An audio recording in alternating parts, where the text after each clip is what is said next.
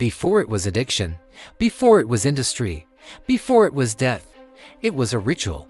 5,000 years ago, in the vast and untamed lands of the Americas, humans did not smoke for pleasure. They smoked to speak to the unseen world, treating the tobacco plant as a sacred messenger to the gods. For these ancient tribes, smoke was sacred. It served as a physical bridge between the physical and spiritual worlds. It was a language for the spirits, carrying the whispers of the earth up toward the heavens. Tobacco was considered the master plant, a teacher capable of revealing cosmic secrets and fostering divine connection. As the herbs burned, the tribe gathered around the central fire, united in a moment of deep, collective silence. Each breath was an offering, a sacred way to invite the presence of their ancestors into the camp.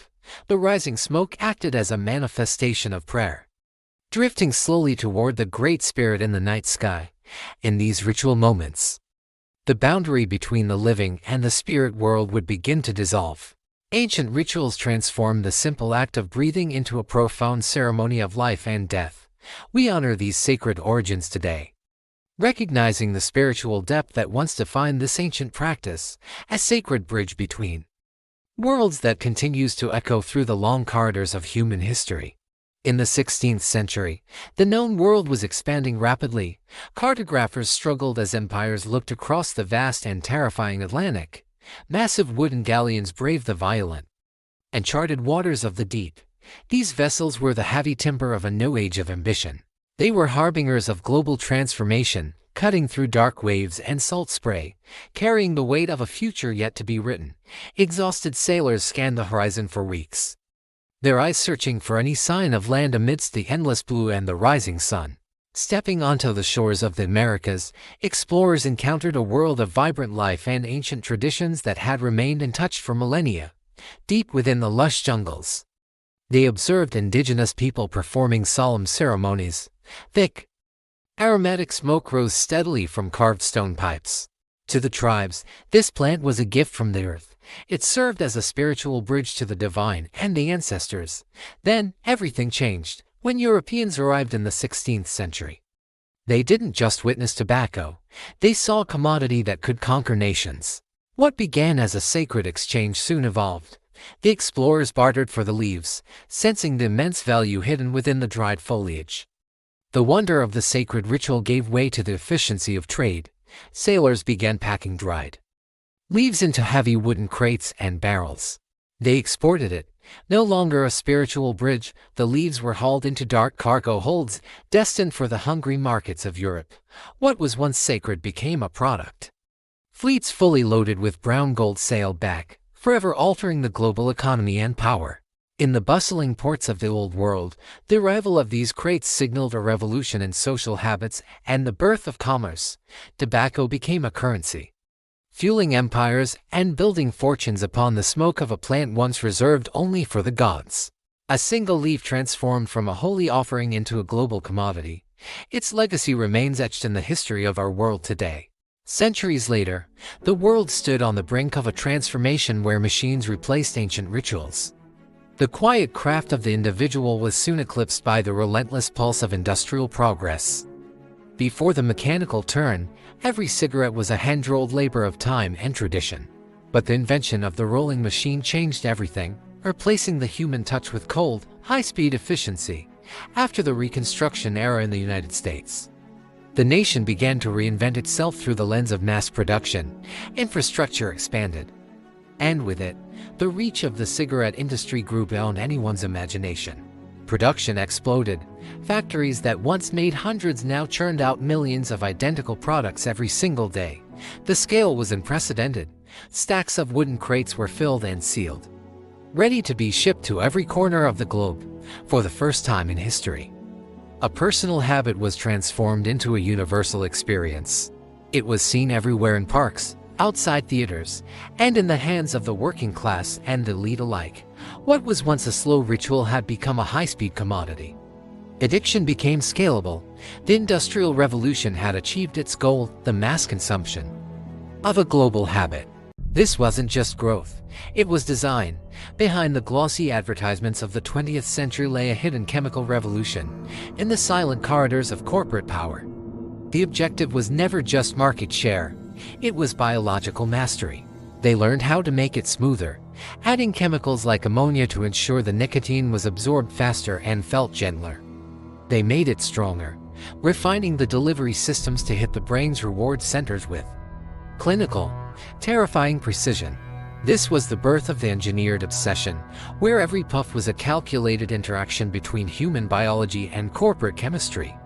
It became harder to quit, not because of a lack of willpower, but because the product was engineered to redefine the body's chemistry.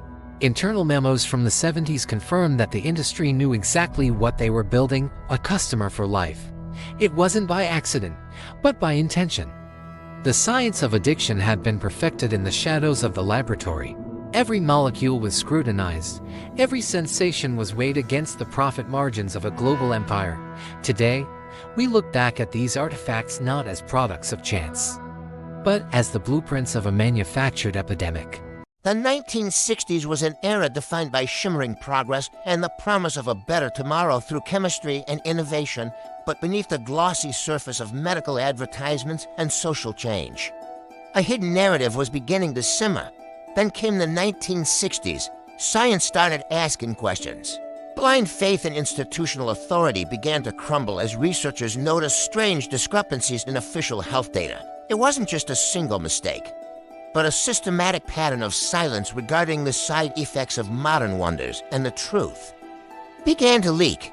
One whistleblower at a time, the crack in the lie widened, exposing the ethical shadows of the scientific establishment. Questions about human rights were no longer whispers in the halls of academia. They became a public outcry. The scientific warnings were clear. The cost of progress could not be paid in lives without their consent. The revelation of these medical truths shook the very foundations of how we perceive safety and transparency today.